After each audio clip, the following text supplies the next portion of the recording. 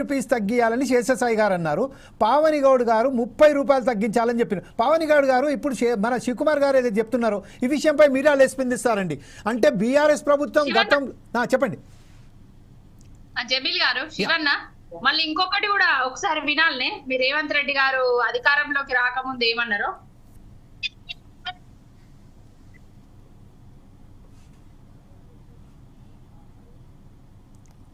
Sir రావట్లా, voice రావట్లేదు. మీరు చెప్పండి ఖాళీ, మీరు చెప్తే మేము నమ్ముతామండి. మీరు చెప్పండి. అన్నలారా అక్కలారా చెట్టు కింద కూసోర్రి, కళ్ళు కాంపౌండ్ల కాడ కూసోర్రి, బీరు షాపుల కాడ కూసోర్రి, చెట్ల కింద కూసోని కేసీఆర్ గింత పెంచుతాండు, మోడీ గంత పెంచుతాండు, నేను అధికారంలోకి వచ్చిన వెంటనే రాష్ట్ర సుంకాన్ని తగ్గిస్తా, మొత్తం ప్రజలకే వంచుతా, పెట్రోల్ ధర తగ్గిస్తా, డీజిల్ ధర తగ్గిస్తా అనేసి మన రేవంత్ రెడ్డి గారు ప్రజలందరికీ ఎలక్షన్ల హామీల రూపకంగా చెప్పడం జరిగింది. ఇప్పుడు అధికారంలోకి వచ్చిన తర్వాత శ్రీరామనవమి జై శ్రీరామ్ అనుకుంటా, రాముని మీద రాజకీయాలు చేసుకుంటా, శ్రీరామనవమి తెల్లారే దేశ ప్రజలందరికీ కానుక ఇచ్చిండ్రు మోడీ గారు. మీరు కూడా కాంగ్రెస్ వాళ్ళు దేవుళ్ళ మీద దాని మీద దీని మీద ఓట్లేసుకుంటా తెలంగాణ రాష్ట్రం మొత్తం తిరిగిరు. ఇప్పటికైనా పెట్రోల్ ధరలు తగ్గించండి, రాష్ట్ర సుంకాన్ని తగ్గించి పేద ప్రజలకు వ్యయ భారాన్ని తగ్గించాలని కోరుకుంటున్నాను.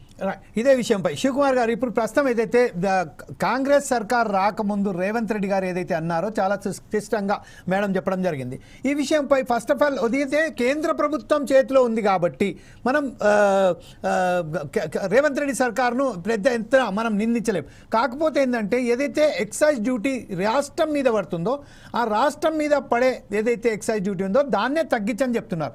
దీనిపై ఒకసారి మీరు శివకుమార్ గారు ఏమంటారు, అలాగే ఇప్పుడు ప్రస్తుతం సాయి కుమార్ మన శేషసాయి గారు ఏమంటారో మనం విందాం. ఫస్ట్ శివకుమార్ గారు మీరు చెప్పండి, రాష్ట్ర ప్రభుత్వంలో ఉన్న కేంద్ర రేవంత్ సర్కార్ దీన్ని తగ్గిస్తుందా లేదా?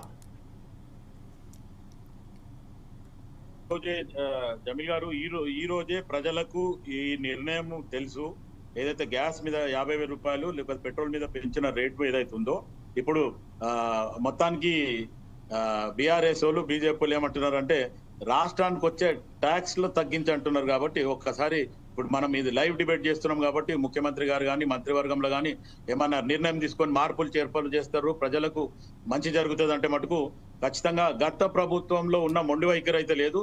ఏదైనా చేసినప్పుడు దీంట్లో మార్పులు చేర్పులు కావాలని ప్రజలు కోరినప్పుడు ఖచ్చితంగా అది విద్యార్థులు కానీ లేకపోతే ఎంప్లాయీస్ కానీ వీళ్ళందరూ ఎవరైనా ఏ విషయంలో అయినా కోరినా మొండి వైఖరికి పోకుండా రాష్ట్ర ప్రభుత్వం అయితే ప్రజల గోడు వింటుంది. అవసరమైతే ఇప్పుడు మనం ఈరోజు పావని గౌడ్ గారు కానీ లేకపోతే శేషసాయి గారు ఏదైతే విన్నపం పెట్టినరో అది మనం లైవ్ లా మంత్రులు కూడా చూస్తారు కాబట్టి ఏమన్నా తగ్గిస్తారు అనుకుంటే సంతోషిద్దామండి.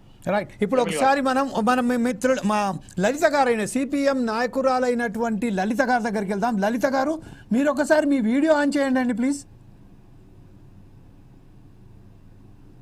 ఓకే, శేషసాయి గారి దగ్గరికి వెళ్దాం. శేషసాయి గారు, ఇప్పుడు ప్రస్తుతం ఏదైతే మన శివకుమార్ గారు చెప్పారో, పవన్ గౌడ్ గారు చెప్పారో, ఈ విషయంపై కేంద్ర ప్రభుత్వం మీదే ఆధారపడి ఉంది. ప్రస్తుతం కేంద్ర ప్రభుత్వం